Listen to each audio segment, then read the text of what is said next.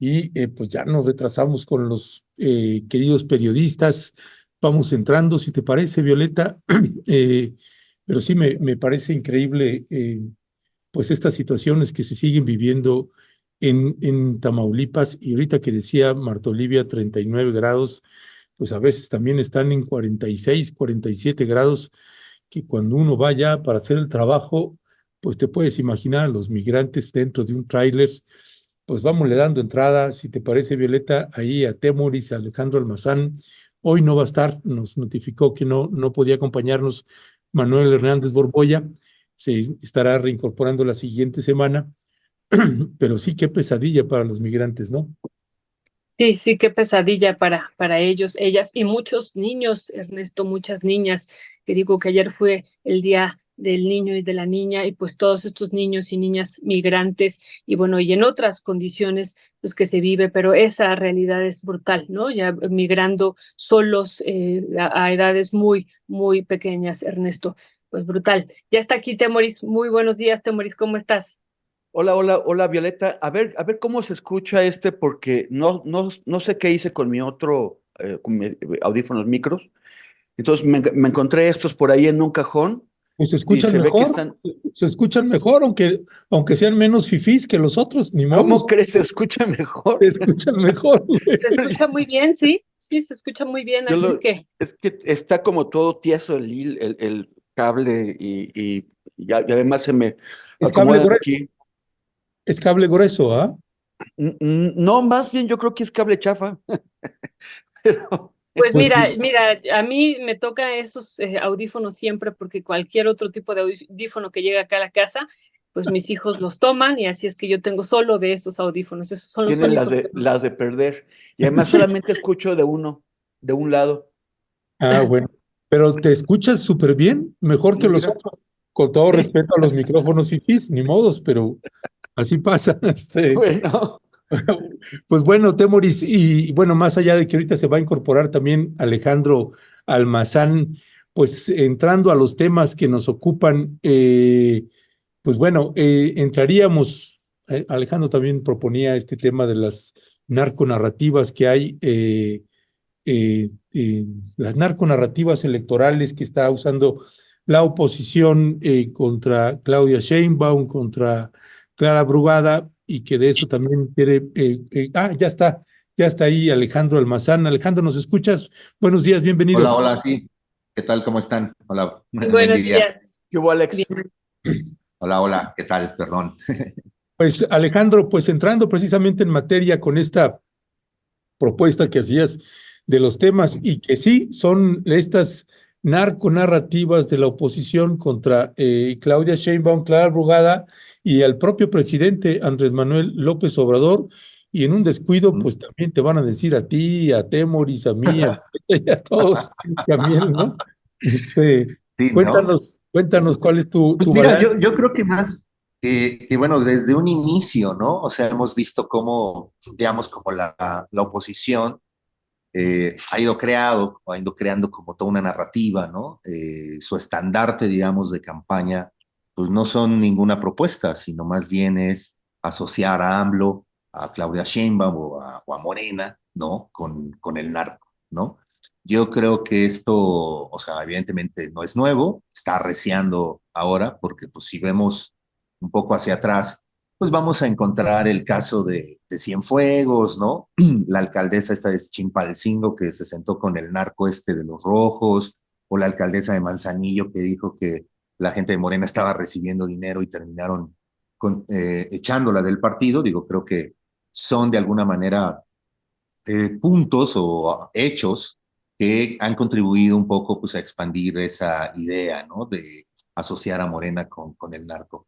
Y creo que, bueno, la oposición, pues lo más fuerte que tiene para acusar a AMLO de ser narcotraficante, pues es el saludo de la mamá del Chapo, que la verdad, pues bueno, no significa nada en términos periodísticos, ¿no?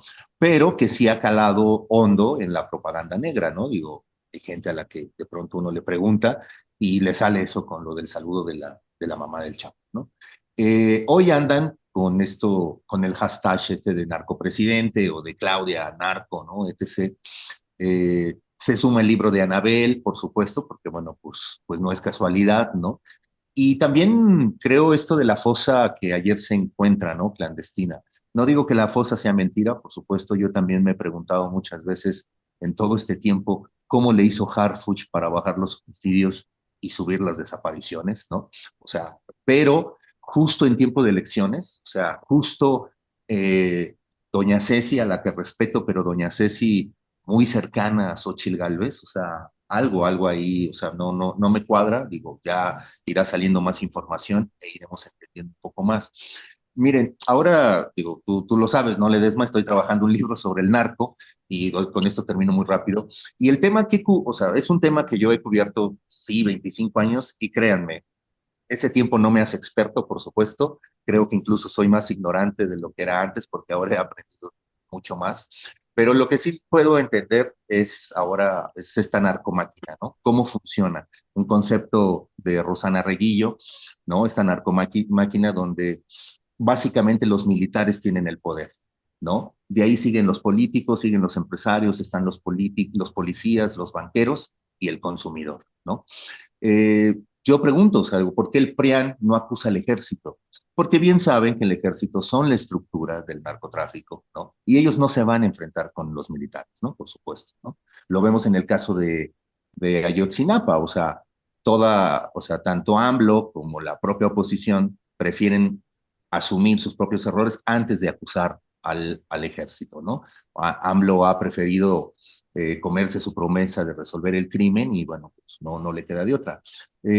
Somos un país narco de siempre. Porfirio Díaz promovió la cocaína y la heroína, satanizó a la marihuana, luego vino a Abelardo L. Rodríguez en 1920 y tantos, fue nuestro primer narcopresidente, oficialmente fue nuestro primer narcopresidente. De ahí vinieron con mayor o menor medida Plutarco Elías Calles, Cárdenas, Miguel Alemán, que fue el que creó la DFS, Echeverría, Portillo y de la Madrid, que trabajaban para la CIA, Salinas, que tenía relación con el Golfo, su hermano Raúl Salinas, Cedillo, cuya familia política tenía relación con los Arellano y con los Valencia, Fox y Calderón, que está la relación ahí de García Luna con Sinaloa, y AMLO, no sabemos, ¿no? Yo creo que con AMLO, digo, la verdad es que yo todavía no sé por dónde va este gobierno. Sí creo que los militares siguen controlando, por supuesto, el narcotráfico, ¿no? Yo creo que a diferencia de los demás, AMLO hasta ahora ha dejado que se autogestionen los narcos, él, o sea, personalmente, cosa que ha sido un error porque los narcotraficantes, pues no se autogestionan, ¿no? Desgraciadamente. Yo creo que al final saldrá a la luz los pactos que se hizo o no, López Obrador saldrán a la luz. Yo creo que por lo pronto, hasta ahorita, nadie ha podido darle un gran golpe a AMLO, ¿no? Ni a Claudia con esta relación de lo del narcotráfico. Entonces ya veremos. A quien sí creo que le puede pegar, y perdón, con esto sí termino, es con esa Clara Brugada, ¿no? El PRI le está metiendo todo aquí, les está funcionando. A mí sí me parece que Clara es la mejor candidata, la más de izquierda que ha habido, incluso con de Cárdenas, de Rosario o del propio Encinas, ¿no? Porque todos los demás pues, de izquierda tampoco lo son mucho, ¿no?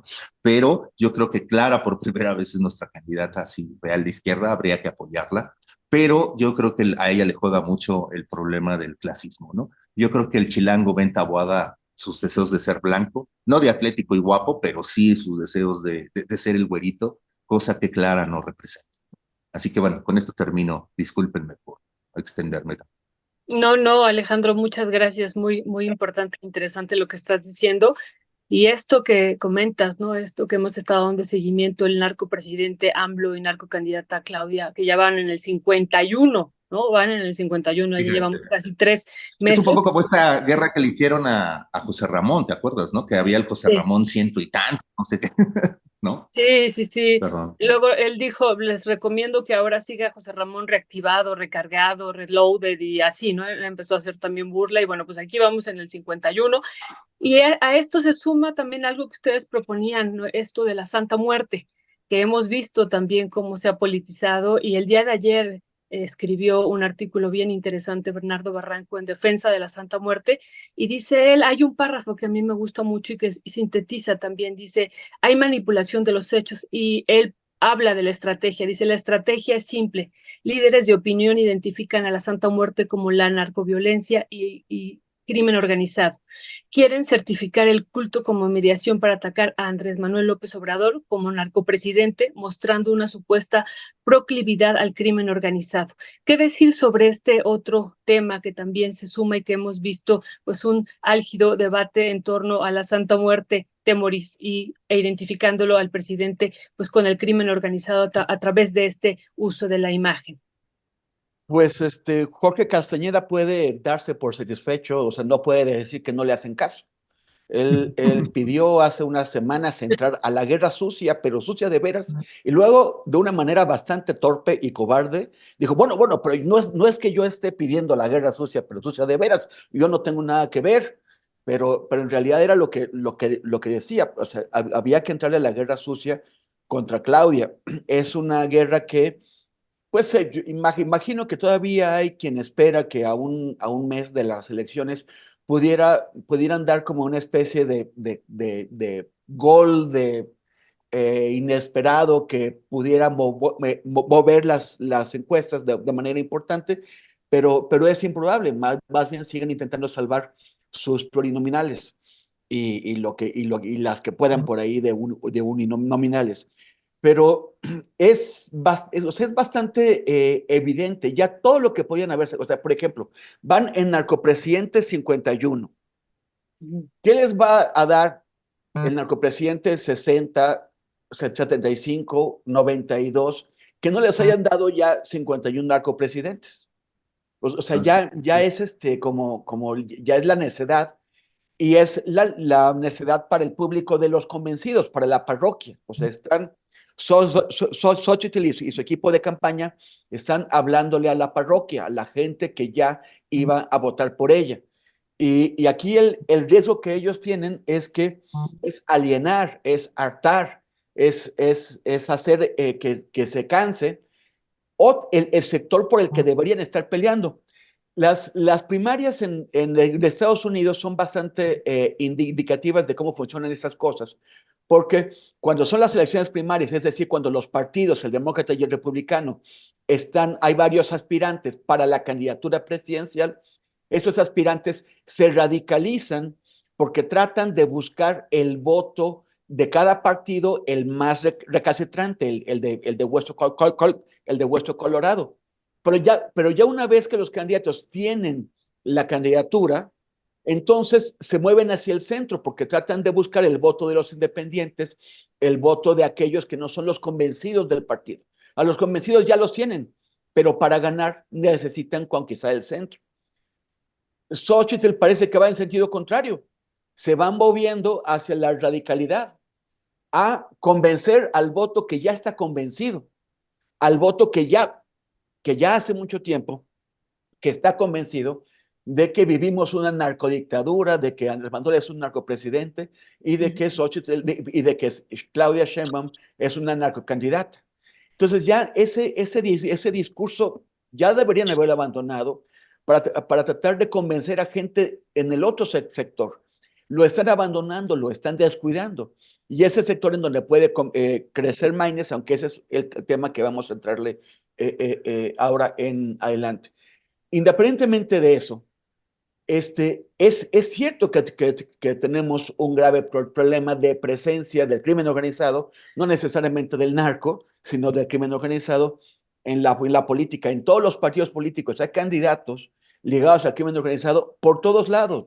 Y eso es lo peligroso. Y llega también a una situación en la que la justicia pues, sigue sin funcionar.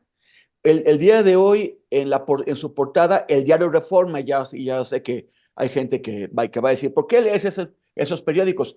Hay que leer todos los periódicos, en todos los periódicos, bueno, casi en todos. Jamás he visto en el Heraldo o en el Excelsior algo bueno, pero todos los demás de vez en cuando te sorprenden y sacan algo bueno. Entonces, hoy estaba viendo la portada de Reforma y tiene una muy buena ilustración que nos muestra cómo el sistema en su conjunto falla. Se refiere a la liberación de Abraham Oseguera, Don Rodo, hermano del Mencho, que, o sea, muestra cómo desde el principio todo estuvo mal. Primero, o sea, lo divide en 6 pasos. Primero, los jueces niegan 4 veces las órdenes de cateo que pidió la fiscalía. Luego, la Guardia Nacional, sin las órdenes, entra sin la orden y falsea un reporte de detención. Luego, el juez ordena la inmediata liberación de Abraham Oseguera. Miren la velocidad, o sea, es decir, justicia expedita o no justicia expedita. Y la Corte además respalda la decisión del juez. Luego, la fiscalía no presenta pruebas irrebatibles hasta el juez. Luego, a los gringos les piden que digan si hay si van a pedir la extradición de Don Rodo o no, y se tardan en responder como que se les olvida. Y finalmente, el sistema penitenciario retrasa 45 horas la liberación del Rodo, que finalmente concede, pero como la retrasó, ahora hay que pagar de nuestros impuestos, de nuestro bolsillo, 50,000 pesos que, bueno, que se pueden haber ahorrado. Si ya lo iban a liberar, se lo ahorran. Entonces, ¿cómo es que todo eso funciona tan mal? O sea, que por supuesto que no es de ese sexenio. Es una historia que viene de antiguo y de hecho, pues ahora está desde el gobierno echándole en cara a los jueces, pues todas esas cosas. Pero también está la fiscalía. O sea, la Fiscalía General de la República, del fiscal Pantuflas Alejandro Gersmanero, pues no funciona. O sea, lo hemos dicho ya 10 millones de veces. Lleva 5 años ahí y tiene un récord de casos ganados, de 0 casos ganados. Es increíble. Y es increíble que la clase política en su conjunto, tanto gobierno como oposición, no hayan llegado a un acuerdo de mínimos para decir, tenemos que sacar a ese señor, porque solamente con una votación de 2/3 de los senadores pueden sacarlo. Tenemos que sacarlo, es urgente, no hay justicia en México. Ya nadie le tiene miedo a la fiscalía porque la fiscalía pues no trabaja. Entonces, pues bueno, o sea, efectivamente sí hay esta operación narrativa que comenta Alejandro. De hecho, también están intentando una contranarrativa. Hace un momento, uno de las personas que amablemente nos siguen comentó en el chat que hoy Santiago Taboada dijo que el verdadero cártel inmobiliario es de Morena. O sea, están intentando aquello en lo que, pues por lo que está hundido Taboada, pues están intentando hacer una contranarrativa para voltear la sartén y echarle la culpa a los otros, que si le buscamos seguro también hallaríamos. Mira, este es lo que sacó Reforma hoy. Los 6 pasos de cómo todo el mundo hizo lo posible para dejar a Abraham Oseguera suelto. Sí, Pero, presidente Andrés Manuel, sí, sí, mire, la imagen nos la pidió Temoris, sí, sí, una disculpa, por favor. pero es una muy buena ilustración de cómo falla el sistema de justicia en lo general. Sí, son los jueces, sí, es la Corte, también es la Fiscalía, también es la Guardia Nacional que no hace las cosas bien. O sea, la Guardia Nacional es responsabilidad del Ejecutivo, la Fiscalía del pacto de Estado que involucró a todos los partidos por el cual pues pusieron al fiscal Pantuflas en su lugar. Y luego los jueces y las cortes. Entonces es un desastre. Pero bueno, o sea, está la desesperación. Ayer Xochitl insistió en lo del partido de la Santa Muerte, la candidata de la Santa Muerte, la narcocandidata. Ya Xochitl pues en la desesperación. Pero independientemente de eso, el problema existe. O sea, la narcopolítica entra por todos lados, de entrada financiando a candidaturas. Entonces, sí es un problema que tenemos que enfrentar, no dejarnos llevar pues, por las narrativas electorales, menos cuando son narrativas destructivas por su situación de desesperación, pero sí está muy grave la cosa. Gracias, gracias, Temoris. Pues precisamente, y tenemos este video, esta explicación que da también Rosa Isela Rodríguez, el día de ayer, precisamente tenemos un clip de como de 1 minuto de cuando da la explicación de esto a que te refieres, de cómo se obtuvo la liberación del hermano del Mencho, y que incluso dice, pues tuvimos que retrasar, aunque había una orden, pues intentamos retrasarlo al máximo y pues nos están multando y pues vamos a pagar la multa.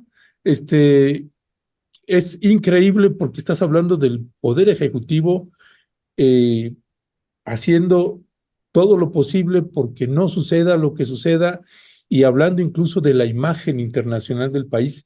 Si les parece, vamos a ver este video y regresamos. Por lo que fue puesto en libertad durante la noche en los términos ordenados por el juez. El Gobierno de México reconoce el trabajo de las fuerzas de seguridad y las Fuerzas Armadas, así como del personal de la Fiscalía General de la República, que cumplieron con su deber, buscaron aplicar la ley y sacar de la calle a quienes dañan a la sociedad. Postdata. Si se demoró en cumplir la orden del juez, fue porque consideramos que se debía hacer una revisión exhaustiva para cuidar a la población y el prestigio de las instituciones.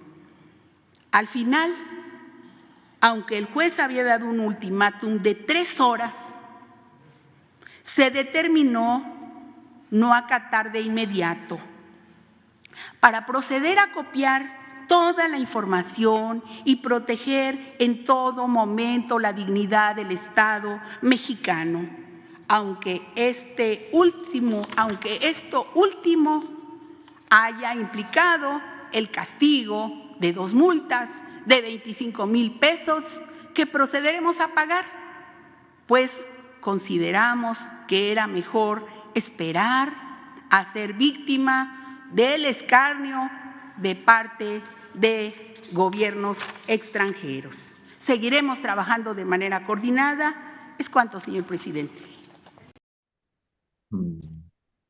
Pues increíble, ¿no? Bueno, no queremos ser el escarnio de gobiernos extranjeros y por el otro lado también, pues decir, bueno, reconocemos el trabajo de la Fiscalía y dices, ¿cómo que reconocen el trabajo de la Fiscalía?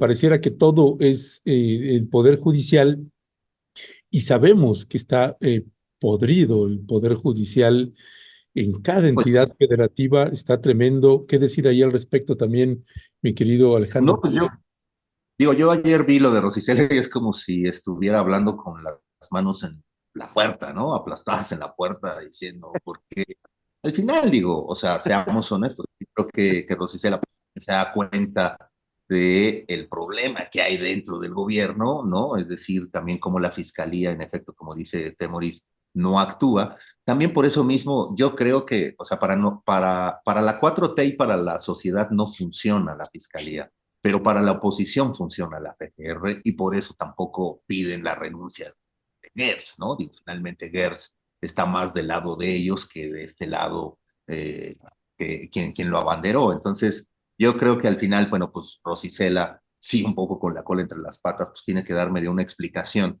que a mí sí me parece que, bueno, pues que aquí ya lo explicó bien Temoris, ¿no? Con esta gráfica de reforma. O sea, al final todos se equivocan, o sea, todos, ¿no? O sea, alguien que me faltó evidentemente mencionar en la narcomáquina, pues es el Poder Judicial, ¿no? O sea, sin el Poder Judicial tampoco funcionaría, porque, bueno, pues es ese poder el que los libera, el que hace que, bueno, que te puedas fugar, etc., o que puedas sacar ciertos amparos y que funcione esa narcomáquina. Estaba viendo, por ejemplo, de un personaje que yo, luego la vez se me había olvidado, pero es un de esos narcos viejos, Juan José Quintero Payán, ¿no? Obvio de los Quintero, porque los Quintero llevan más de 120 años o 150 años traficando marihuana, pero como este hombre siempre que lo detenían salía, ¿no? O sea, lo detuvieron 4 veces con 500 kilos de cocaína y aún así salía, ¿no? O sea, es decir, vemos cómo ese poder judicial, pues evidentemente al final,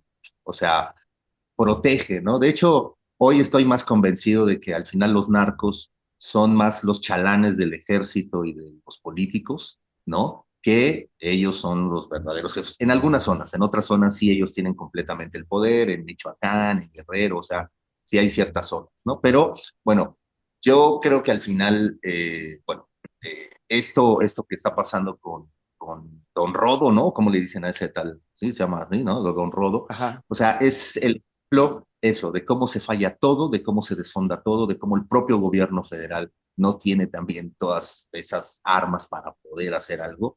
Y ahí estamos. Este es el vivo ejemplo de esa impunidad, de esa corrupción, de esa narcomáquina que funciona súper aceitada y en donde, bueno, pues al final quien queda pues en ridículo son los funcionarios que tienen que dar la cara para medio explicar cómo es que eh, dejaron ir a un criminal de esa talla. O sea, es decir, también la Guardia Nacional se equivoca al entrar. Yo estaba viendo el video y si dices, oye, o sea, es como esos operativos los veíamos con Calderón, los veíamos con Peña Nieto, ¿no? Cómo entraba la gente, cómo entraban los militares a las casas, ¿no? Y que eso también fue creando todavía una descomposición peor en el sistema judicial, ¿no? Entonces, creo que sí, que habrá que verlo, este caso habrá que irlo estudiando un poco más, porque sí puede ser un gran ejemplo, de verdad, de cómo funciona el sistema judicial y cómo se desfondan los gobiernos. Tu micrófono, Violeta. Gracias, Alejandro. Pues al respecto, el día viernes tendremos una tertulia y pues estaremos discutiendo también este poder del poder judicial y todo lo que estamos viviendo pues en este contexto, pues que ya se va edificando también una apuesta por parte de la derecha de este lawfare, ¿no? De esta guerra judicial, pero también estamos viviendo esta guerra sucia, como la han mencionado el día de ayer, hubo una conferencia por parte de Morena y bueno, se hace referencia Temoris, a las declaraciones que hace Xóchitl Gálvez en el debate, pues que en varias ocasiones, e incluso así inicia, ¿no? Diciendo pues que este era un narco partido, el de Morena, y va agregando hasta el final, pues ella dice, pues tú eres una narco candidata y así te voy a llamar, ¿no? Narco candidata. Y entonces, bueno, Morena dice el día de ayer, pues ya sabemos quién está detrás de este hashtag de narco presidente AMLO y narco candidata pues Claudia,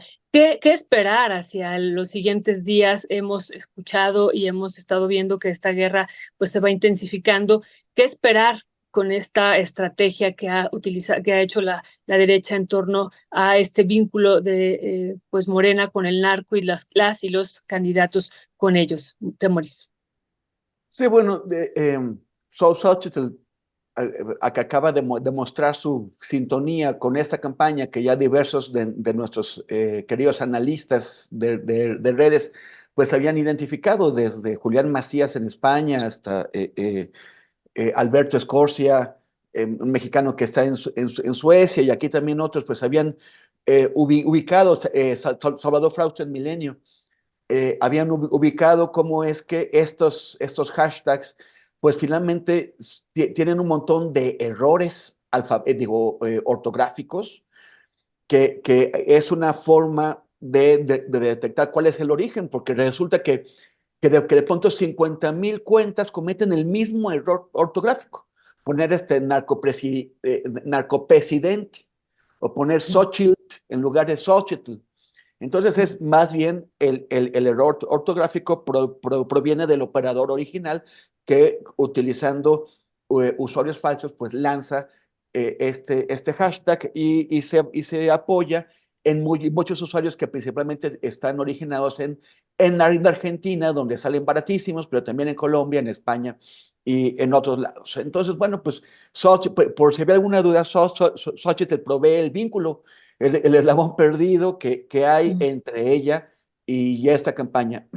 Y supongo que la vamos a ver pues intensificarse, o sea, ensuciarse más, o sea, ya es bajar por debajo del chiquero, a los mantos acuíferos subterráneos contaminados por todo lo que había, contaminados por todo lo que hay arriba, para pues y encender el ventilador y aventar todo lo que puedan. Pero ¿qué tanto material tienen? O sea, es que a mí me parece que ya se agotó, o sea, ya como que sacaron la artillería pesada desde hace muchísimo tiempo, el daño que pudo hacer ya lo hizo, y ya de hecho ya la gente se acostumbró. O sea, ya con Narcopresidente 51, como, ¿a quién convences con él? ¿De qué te sirve en realidad? Por ejemplo, venía este libro de Anabel Hernández. Hicieron muchísima alaraca. Prácticamente era el libro que iba a mostrar cómo iba iba a ser la pistola humeante que mostrara cómo Andrés Manuel y Claudia y todo el mundo están hasta acá de narcotráfico. Pero pues fue, o sea, o sea, como dicen en la calle, mucho rollo y poco pollo. O sea, fue para variar Anabel Hernández, como en absolutamente todos sus libros. Yo sé que hay mucha gente que antes la seguía y la quería, pero la forma en que hizo este libro es de la misma forma en que ha hecho todos sus libros, con base en fuentes anónimas. Son libros pues para la gente que le quiere creer, para los convencidos, para los fieles. No son libros para ojos críticos que digan, a ver, ¿y esta afirmación de dónde la sacaste? ¿Y esta fuente anónima, cómo construye su autoridad para que sea creíble? Vale, no puedes dar su nombre, pero dime por qué tengo que creerte y que creerle a tu fuente anónima. Todas son solamente porque me contaron a mí que soy una persona súper especialísima y por eso vienen a contarme. Entonces, no dijo nada nuevo. O sea, el libro no contiene nada nuevo. Incluso hasta algunos comentaristas de la oposición se mostraron decepcionados porque ellos también esperaban que fuera la demostración de todo lo que sospechan. Entonces, pues si esa es su artillería pesada y ya la sacaron desde hace tiempo, pues no parece que vaya a cambiar mucho. Sí vamos a ver, o sea, ya Xochitl bajando, o sea, eso de la Santa Muerte y la narcocandidata, pues ya se ve la ausencia de argumentos. A falta de propuestas, porque es incapaz, la oposición no puede generar propuestas más allá de generalidades. Vamos a resolver el problema del agua, vamos a resolver la inseguridad, pues eso lo dice cualquiera. El problema es que no pueden aterrizar nada de sus ideas en una propuesta porque son tres partidos que siempre se han odiado y que no pueden llegar a coincidencias. Entonces, pues bueno, la única coincidencia es atacar con todo a Andrés Manuel, ya lo atacaron con todo, a Claudia también, no creo que cambie eso nada. Lo que sí creo, como decía antes, es que siguen descuidando ese sector de oposición que sí quiere propuestas, que no quiere que le repitan los cuentos que han venido diciendo todo el año y que no lo encuentra entonces que es el espacio para donde puede crecer Movimiento Ciudadano. Ya, gracias, Temoris. Alejandro, en esta parte de tú que conoces bastante bien también, pues estos vínculos, cómo se mueve ahí en el subterráneo el Partido Movimiento Ciudadano y en el escenario que tenemos con Xóchitl Gálvez que sigue en caída libre, más allá de las apuestas y que sigue en caída libre y Maines pues subiendo poco a poco, pues ya se empieza a hablar, empiezan ya a salir las versiones de que pues podría empezar ya la disputa es más bien por el segundo lugar, por ganar también más prerrogativas para Movimiento Ciudadano o para PRI-PAN y ganar más plurinominales. Ya no hay una disputa por el primer lugar. La única manera que tiene Xochitl de ganarle a Maines es pelearle a Claudia, porque Maines pues sigue trepándose ahí. ¿Cuál es tu mirada de este despunte que está teniendo poco a poco Maines y la caída de Xochitl Gálvez? Mira, yo creo que, o sea, sí se está hablando lo del segundo lugar, ¿no? Pero yo todavía tengo mis dudas, porque mira, yo siento que con Maines ha operado mucho el marketing, ¿no? Creo que ellos le están apostando, evidentemente, ¿no? A crear un influencer, a crear alguien ahí en redes de TikTok. ¿Les va a funcionar? Bueno, pues ya veremos. Lo que yo creo ahorita, simplemente por una cuestión de estructura, es que CMC no tiene estructura, ¿no? Es decir, solo la tiene en Jalisco y quién sabe si va a operar a favor de MC. la estructura, digo, en Nuevo León, por ejemplo, no tienen tanta estructura, pero ganó Samuel porque el Morena le ayudó. O sea, si Morena y los empresarios no se hubieran volcado con Samuel, pues seguramente Samuel no ganaba. Entonces, claro, hay gente que evidentemente no es de partido, va y vota y que son los que están medio tratando de recolectar MC, ¿no? Pues para que vayan a votar. Pero yo al final creo que todavía hoy el PRIAN pues tiene sus estructuras, ¿no? Y todavía van a mover el voto. Yo creo que más bien no es pelearse el segundo lugar, me parece que Maines no va a llegar a más allá, o sea, de 10 puntos no va a llegar.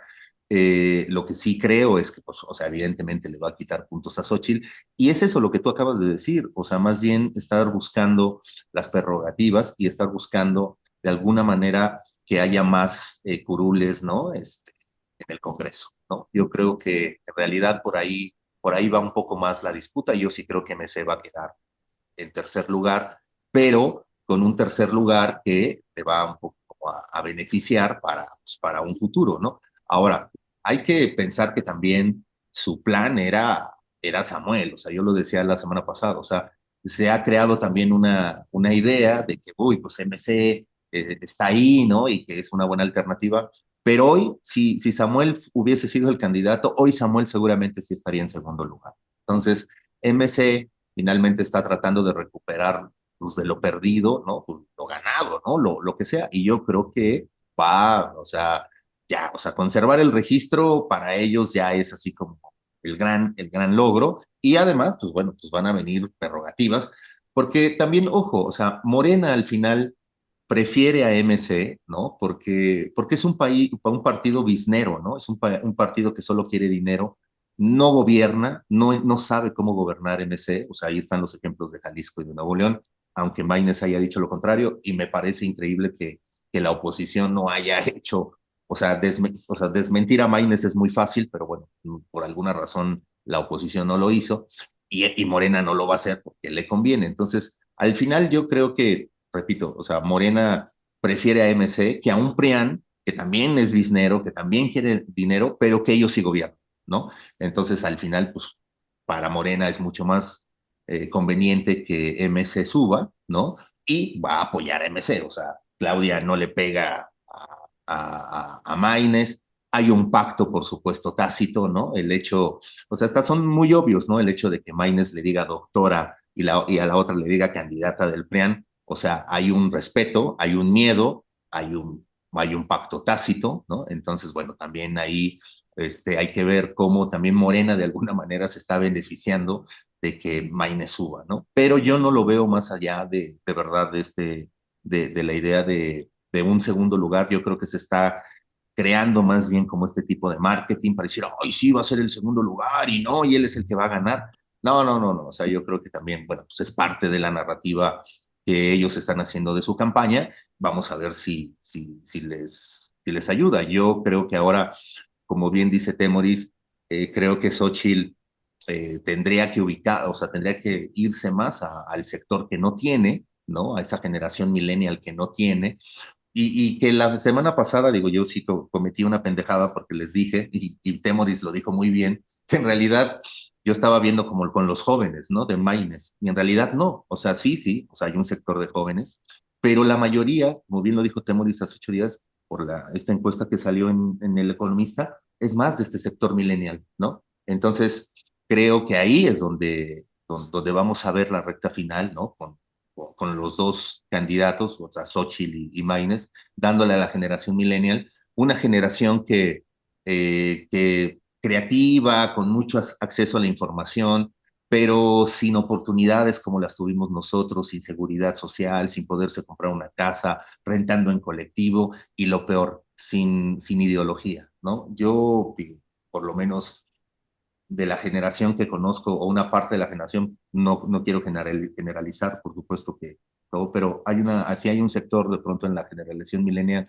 por lo menos en mi oficio, ¿no? Que en eso, que es donde veo que no hay una ideología y que lo mismo les da blanco que negro, ¿no? Y creo que a ese sector es al que se va, de alguna manera, los candidatos se van para saber, esta gente que quizá con menos cultura política y también decepcionados, por supuesto, ¿no? De la política. Así que yo creo que ahí va a ser la disputa, pero es sobre eso, sobre una bancada que puede crecer la DMC, ¿no? Que pareciera que al principio con Maines iba a ser una bancada muy pequeña y que iban a perder el registro, hoy no, hoy parece que va a ser una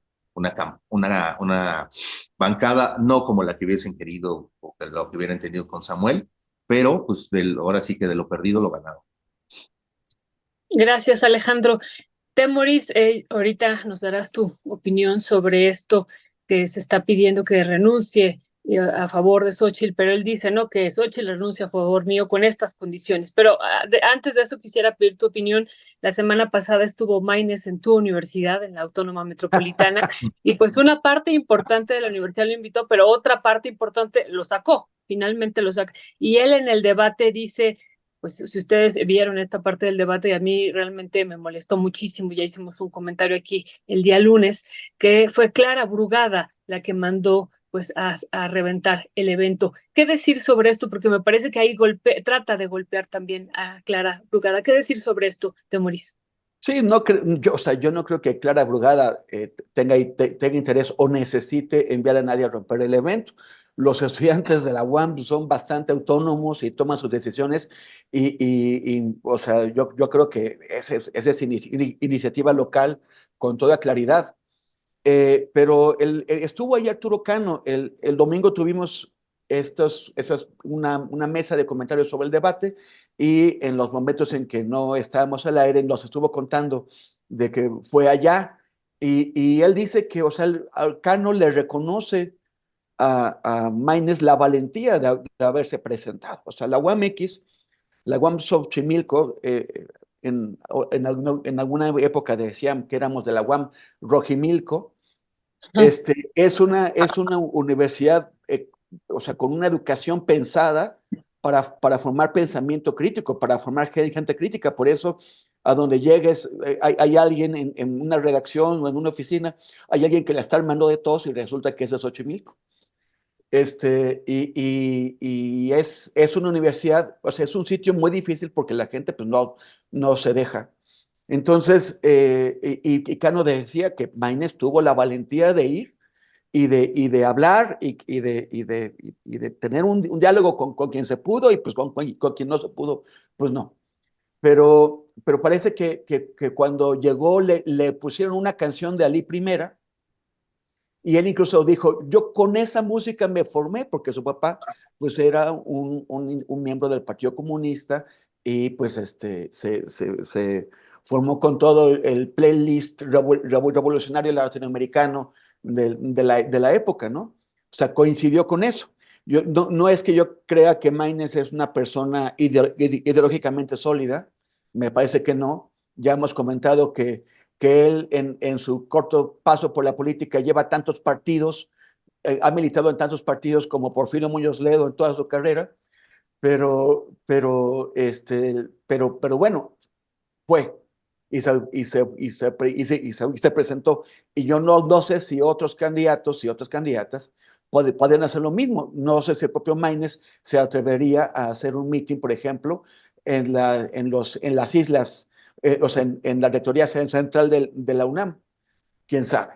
Pero por lo pronto fue.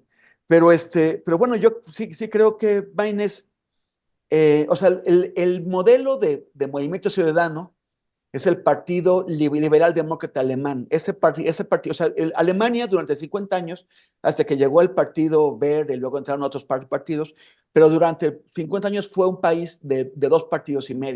O sea, 2 partidos grandes, los socialdemócratas y los demócratas cristianos, y un medio partido que era un partido chiquito que era el Partido Liberal Demócrata. Ese partido es el modelo clásico de partido bisagra. O sea, un partido que son poquitos, pero son suficientes como para inclinar la balanza. Si los de un lado tienen 45 y los otros tienen 45, pues el 10% que está en medio, que es este partido, puede aliarse con uno o con el otro. Movimiento Ciudadano aspira a ser ese tercer partido, el partido que equilibre la balanza entre el oficialismo y la oposición. un partido con el que efectivamente, como mencionaba Alex, pues Morena podría negociar. O sea, la oposición lleva varios años en la postura de que no permite ni negocia nada en el Congreso. Entonces no es posible hacer reformas constitucionales que requieren la mayoría calificada. Lo que aspira Movimiento Ciudadano obviamente no es a ganar una mayoría y posiblemente un segundo lugar sea demasiado, pero sí a tener una posición en la que, sea necesario para el gobierno, por ejemplo, para obtener la mayoría calificada, o para la oposición para evitar que el gobierno tenga la mayoría calificada. Y ahí negociar, vender caro su amor. Y también con miras hacia el futuro. El PRD muy probablemente va a desaparecer, el PT también, o sea, van a perder el registro, el Verde está en veremos, el PRI va a quedar muy disminuido, la experiencia de la alianza PRI-PAN pues ha sido muy nociva para el PAN, o sea, el PRI de todos modos cae, pero el PAN está viendo cómo le cuesta muchísimo. Entonces, en el futuro, ¿cuál va a ser el escenario de partidos? Hemos especulado también aquí ya sobre eso, sobre si Morena, por ejemplo, será el embrión no de un partido, sino de 2 o 3 para el futuro, todos reclamándose los auténticos herederos del obradorismo, o si Movimiento Ciudadano se convertirá en el tercer partido, o incluso eventualmente, por ejemplo, dentro de 6 años, crecer hasta ser el segundo partido del país. Esa es la apuesta de largo plazo. Dicen que el dueño de la franquicia de Movimiento Ciudadano, Dante Delgado, está ya muy agotado físicamente por su edad y que buscaría ver a quién le hereda la franquicia. O sea, ya no va a haber ese momento o ya no va a estar él en el control. Pero esa es la apuesta de largo plazo para el partido. Y para Maynes, que tiene 38 años, pues todo es ganancias. Es 20 veces más conocido hoy que hace un mes. Y ha mejorado también su desempeño que en el primer debate y sobre todo que en la primera fase de la campaña en la que se dedicó a hacer estupideces con Samuel García. Entonces, Maynes está construyendo un personaje político para el futuro. O sea, él es el único que gana. Haga lo que haga. Entonces, bueno, y los que pierden, ¿quiénes son? Pues el crecimiento de MC y de Maynes es pérdida para el PAN, es pérdida para Xochitl y es tragedia para el PRI. Ya, gracias, Temoris. Pues Alejandro Almazán, entrando al último tema que tenemos programado acá también, pues es las protestas de las universidades, y comentábamos el día de ayer que no es fácil y tampoco común que uno pueda ver alianzas entre universidades, en este caso en los Estados Unidos, que se han ido sumando y sumando universidades en protesta contra el genocidio contra el pueblo palestino, el genocidio de Benjamín Netanyahu, el genocidio de Israel y de los Estados Unidos en una gran parte. Entonces las protestas van siendo fuertes y la Universidad de Columbia pues se ha distinguido en eso, así como la represión por parte de primero policías universitarias, pero también policías estatales, y estamos viendo ahí algunas de las imágenes ya con casi hasta tanquetas entran ahí. Es increíble hasta dónde se ha ido escalando. ¿Qué decir al respecto, mi querido Alejandro? Viva la democracia, ¿no? Mira, el país más demócrata. Y libertad. Sí, claro, la libertad. No, pues yo quiero vivir ahí, ¿no? O sea, ¿no? Es mi aspiración, ¿no? No, mira, yo creo, o sea, qué bueno que los estudiantes están de alguna manera cambiándole la narrativa a Biden y a los propios israelíes, ¿no? Al gobierno israelí, en el sentido de que, digo, yo aquí alguna vez les dije, yo creo que solamente el pueblo judío, los israelíes votando algo, van a poder detener la guerra o a Netanyahu, pero tampoco han podido ellos, ¿no? O sea, desgraciadamente tampoco. Pareciera que entonces no hay esperanza, pero de pronto uno voltea y ve a los chicos y dice, oye, puede ser que ellos realmente terminen presionando a Biden, ¿no? Se le complique la situación a Biden, pues también vienen las elecciones, etc. y Biden sí tenga que de una u otra manera decirle a Israel, basta, porque me estás ya metiendo en un problema interno, ¿no? Entonces, yo eso es lo que veo en síntesis, de que se está ya creando un problema para Biden, ¿no? Que no lo va a poder manejar, ¿no? Y cada vez son más estudiantes. Me sorprende, hace rato veía en Twitter un video de Robert De Niro, ¿no? Yéndoles a reclamar a los chicos de que ya se vayan a sus casas, etc., ¿no? O sea, qué triste que, que personajes, ¿no? Como Robert De Niro, al final estén a favor del genocidio, ¿no? O sea, yo sí creo que ojalá esto se vaya replicando. Ya vi que también en universidades de aquí en México, o sea, en la universidad y en la UNAM ya también ya se está haciendo algo, ¿no? Para pedirle al gobierno mexicano que tenga que hacer algo con Israel, o sea, esta, esta parálisis que ha tenido López Obrador hacia Israel, que no la tuvo evidentemente con Ecuador, pero bueno, yo creo que el gobierno mexicano tendría que reaccionar igual. Así que yo solamente aplausos para los chicos, de verdad, qué bueno que están haciendo esto, que ojalá, ¿no? O sea, sea como un movimiento mundial, es decir, que no solamente se quede en Estados Unidos, y que crezca en Estados Unidos para meter en más problemas a Biden, pero que sea un movimiento mundial de las universidades y que sean esos chicos, o sea, sería muy maravilloso, muy poético, muy chingón, que sean esos chicos los que lograron el alto al genocidio, ¿no? Que no ha podido nadie, ¿no? Ni siquiera ese Consejo de Seguridad de la ONU, que está para eso, ¿no? Increíble.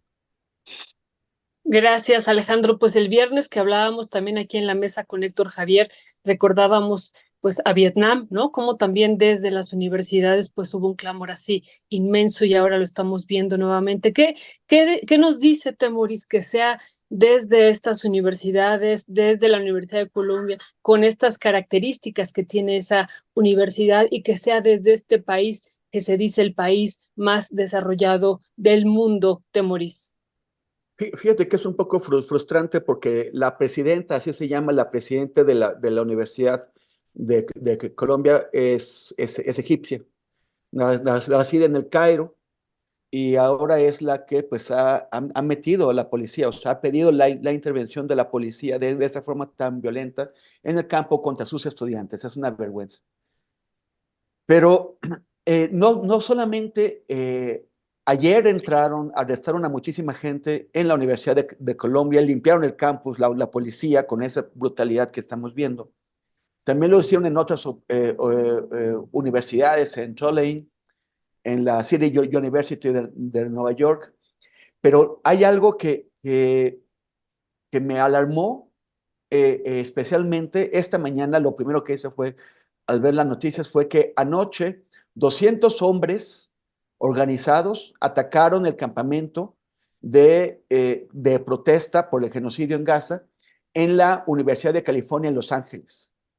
Y en mundoabierto.info, que es este nuevo proyecto que traemos, que lanzamos, hicimos pues un compilado veloz sobre las imágenes, sobre los videos que han estado saliendo de este ataque muy violento. Los atacaron con palos, con gas pimienta, lanzaron al centro de los campamentos donde hay muchas tiendas de plástico y había muchísima gente, lanzaron fuegos artificiales que explotaban adentro. Y todo eso ante la mirada de la policía. Los videos muestran cómo la policía está viendo lo que ocurre y no interviene. O sea, es el sistema que responde ante el reto que plantean los estudiantes, que responde con la policía uniformada o con los vándalos, con los golpeadores. Algunos de ellos van encapuchados, pero hay otros que no les molesta mostrar la cara y mostrarse riendo después de haber golpeado en tumulto a jóvenes que están en el piso. Es muy, muy grave. ¿Qué es lo que piden? Porque es que yo creo que también tenemos que ver lo que están haciendo ellos para que posiblemente sirva de inspiración a la gente en México y en otros países que se pregunta, ¿qué podemos hacer? ¿Qué es lo que están pidiendo? Piden que sus instituciones, sus universidades, rompan los vínculos que tienen con instituciones, con entidades, con figuras ligadas al genocidio, ligadas a la industria militar israelí, a la industria tecnológica militar israelí, a la ocupación de los territorios palestinos. Eso puede ser convenios de colaboración, como investigaciones que se están haciendo con empresas, con industrias. Pueden ser también inversiones que tienen las universidades en fondos de inversión que invierten en ese tipo de empresas que están, por ejemplo, trabajando en territorios palestinos. Puede ser también donaciones, que esa es una de las grandes armas para forzar a las autoridades de las universidades a atacar a sus propios estudiantes, es que los grandes donantes de las universidades, que muchos de ellos son judíos o que apoyan a Israel, están diciendo, si no golpeas a tus estudiantes, pues ya no te voy a dar esas donaciones. O sea que las universidades escogen a sus donantes por encima de esos estudiantes. En México, a mí me parece, o sea, creo que hay discusiones en algunas universidades sobre qué hacer, y esta podría ser una de las formas. Que la comunidad universitaria, los estudiantes, los académicos, los trabajadores, se pusieran a investigar cuáles son las relaciones que tienen sus instituciones, sus universidades, con entidades y figuras ligadas a la ocupación de los territorios palestinos, al armamentismo israelí, al genocidio, y que exijan que sus instituciones corten esas relaciones. O incluso también en México ha habido desde hace años muchos políticos que se eligen prometiendo que van a tener este contacto con Israel para que entrenen a sus cuerpos policíacos.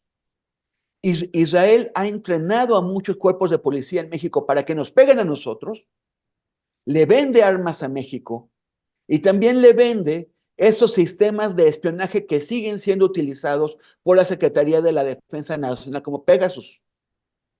Deberíamos exigir que México como país, que nuestros políticos, que nuestros alcaldes y presidentes municipales, nuestros gobernadores, dejen de comprarle porquería a Israel, que suspendan sus relaciones con esas entidades criminales, que nuestras instituciones educativas suspendan sus vínculos, los corten definitivamente con esas entidades criminales, que hacerle boicot a las empresas mexicanas que se están beneficiando de la ocupación.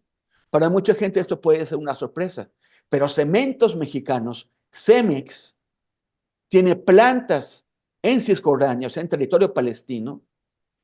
Cementos Mexicanos se está robando los recursos del pueblo palestino y Cementos Mexicanos está aportando los materiales de construcción con los cuales levantan las colonias con las que están robándole la tierra al pueblo palestino. Ahí tenemos una variedad de metas y de objetivos que podríamos asumir en México y también en otros países de América Latina, para no quedarnos nada más enojados y mirando en nuestros sillones, pensando, ay, qué mal, no podemos hacer nada. Pues ocurre que sí podemos hacer. Y los electorados lo pueden hacer, y las comunidades de las distintas universidades también tienen recursos con los cuales actuar. Las universidades públicas no reciben fondos de donantes. Bueno, creo que no, porque, a ver, igual aquí me equivoco. Pero las universidades privadas que reciben fondos de donantes que defienden el genocidio deberían dar una lección de ética y de responsabilidad y decir, nos gustaría mucho tener su dinero, pero dinero ensangrentado no queremos.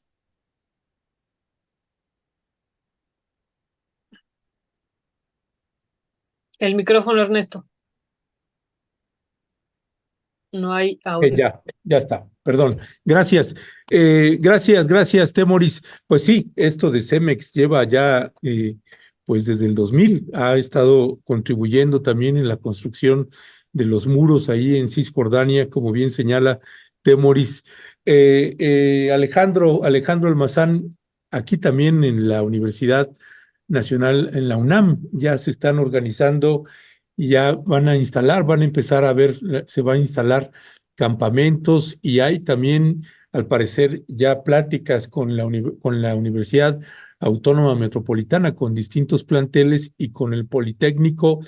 Parece ser también que habrá una alianza también entre universidades para empezar a instalar campamentos en protesta también por el genocidio y también exigiéndole a las propias autoridades de las distintas universidades, pues que también se rompan las alianzas. Ya la UNAM, los académicos y académicas y varios estudiantes han hecho ya petición al rector de la UNAM y no sabemos si sucederá lo mismo con la Autónoma Metropolitana, con todas las unidades y con el Politécnico Nacional. Pero esa también es otra vertiente que nos parece importante, ¿no? Que es pues que la comunidad estudiantil y la comunidad académica pues también se puedan ir sumando e incorporando en estas protestas. Temoris, ¿qué decía al respecto? Perdón, Alejandro, ¿qué decía al No, respecto? claro, y ojalá, o sea, digo, lo bueno sería que estas, digamos que las universidades aquí en México y los académicos terminaran obligando a López Obrador a así pronunciarse fuertemente contra el genocidio en Gaza, ¿no? O sea, yo creo que eso es el escenario ideal, ojalá que ocurra, ¿no? Esperemos, ¿no? Los guameros son también bien luchones, ¿no? Así que siempre hay esperanza en la UAM, ¿no? Que puedan sacudir ciertas conciencias. Entonces, yo espero, de verdad, que ojalá también aquí nuestros universitarios, nuestros jóvenes, obliguen al gobierno mexicano a, a condenar el genocidio, porque se han quedado callados a López Obrador, y en ese sentido me parece que ha actuado muy mal. Así que ojalá nuestros jóvenes obligaran al presidente, al gobierno mexicano. ¿Con qué cerrarías, Temoris, pues sobre este tema? Sí, en la universidad, por ejemplo, el viernes pasado se llamó a un paro activo, así es que esperemos que próximamente, digo, no tuvo mucha resonancia, pero esperemos que ante este ejemplo que está poniendo pues Estados Unidos y también, ¿no? También lo que digo son temas que también podemos tejerlos en algún sentido de lo que ha pasado, que son temas distintos, pero lo podemos tejer. La defensa que se hizo en Argentina de la educación pública y toda la gente que salió a las calles, y bueno, pues también aquí esperamos que se alce la voz en este contexto de genocidio que se está viviendo y que también pudiéramos unirnos los mexicanos y latinoamericanos para defender la educación pública en Argentina, ¿no? Entonces también sería pues muy importante el movimiento que se esté pensando y que se pueda hacer desde las universidades. Temoris, ¿qué decir sobre esto? Pues yo creo que, a ver, estamos a punto de llegar a los 7 meses de este genocidio en marcha. Y Netanyahu nos ha tenido un par de meses en vilo con el tema de Rafah, que es este extremo sur de Gaza, donde pues la guerra ha forzado a casi toda la población de Gaza a concentrarse. Viven en tiendas de campaña, los que tienen suerte, los otros no, y están bombardeando las tiendas de campaña. O sea, sí. No es lo mismo que te caiga una bomba en un edificio donde se te puede caer el edificio, pero si no las paredes te protegen, a que caiga una bomba en donde lo único que te protege es un plastiquito así. Y, o sea, esto prosigue, pero de pronto siento que mucha gente ya se acostumbró o ya se aburrió, ya se hartó, ya no quiere saber de esto. Y la inacción, la negligencia de la opinión pública es lo que permite que los exterminadores exterminen. O sea, tenemos que mantener el acento, tenemos que seguir hablando de qué es lo que está pasando allá y tenemos que seguir manteniendo la presión sobre el gobierno mexicano. Por un lado, me parece bien que haya dicho el presidente que apoya el ingreso o la admisión de Palestina como miembro de pleno derecho en la ONU. Deberíamos apoyar además la demanda sudafricana ante la Corte Internacional de Justicia. Pero pero también tenemos que presionar a otras instituciones, que es lo que decía hace un momento, y a empresas privadas. O sea, Cementos Mexicanos debe recibir un castigo por ser parte de la ocupación y parte del apartheid. Ya. Entonces, tenemos que hacer algo, tenemos que actuar. Creo que los estudiantes, y en particular los estudiantes de la UAM X, que es sumamente activa y crítica, los de la UNAM, los de la Universidad de Guadalajara, los de la Nicolaita, los de la Ibero, tienen que hacer algo. En particular en la Ibero, donde hace poco di una charla, pues había mucho miedo porque parece que ha habido bastante presión de algunos sectores sionistas que incluso son donantes para censurar el debate sobre el tema del genocidio ahí. Pues eso se tiene que impedir, se tiene que recuperar el espacio. Y la Ibero, que ha sido una universidad muy consecuente con temas sociales, debería prescindir de las donaciones de esas entidades. Ya. Pues Espérame, y una última cosa, está este ataque, o sea, este ataque que hubo anoche en Los Ángeles, yo creo que es parte de una ofensiva en crecimiento que ya ha tenido algunos signos en México para callarnos. Hace unas semanas fuimos atacados, Nayib Yaya y yo, desde Letras Libres y Enlace Judío. Unos jóvenes, una chica y un chico, fueron golpeados en Polanco y a él le rompieron el brazo por 5 hombres entrenados cuando se estaban manifestando por Palestina. Y no se puede permitir que eso pase. Las autoridades en México también deberían tomar medidas para que la violencia que el sionismo ejerce en otros países no se venga a México también. ya. Pues Temoris Greco y Alejandro Almazán. Nada más una cosa, nada más, rápido. Estaba viendo que lo que les dije de Robert De Niro, al parecer, fue manipulado por un medio israelí, ¿no? Así que pues, lo retiro lo que dije de Robert De Niro. Sí. ¿No? Estaba O viendo sea, era un fake las news. fake news están. Sí, bueno, es que son de medios israelíes, ¿no? Entonces ya lo están ahorita analizando y dicen, no, se manipuló, en realidad Robert De Niro no iba a eso, entonces digo, me llamaba la atención. Como alguien... Robert De Niro ha sido siempre muy consecuente, creo, y muy Sí, partidario eso con me causas justas. volaba la cabeza, ¿no? Pero Ajá. bueno. Sí, pero pues, como quiera, habrá que revisar bien qué fue lo que dijo ahí Robert De Niro. También se ha hablado de que no, que era parte de una escena, de una película, y en fin, hay 1000 versiones sobre eso. Habrá que checar. Lo que sí uno también le da gusto es ver a este actor británico Liam Neeson, pues solidarizarse también con la causa palestina, con el pueblo de Gaza. En fin, pues bueno, muchísimas gracias, Alejandro, Temoris. Seguimos al habla, les mandamos un fuerte abrazo. Vale, gracias, hasta el miércoles. Abrazo, que estén bien. Abrazo. Gracias. Bye. Gracias.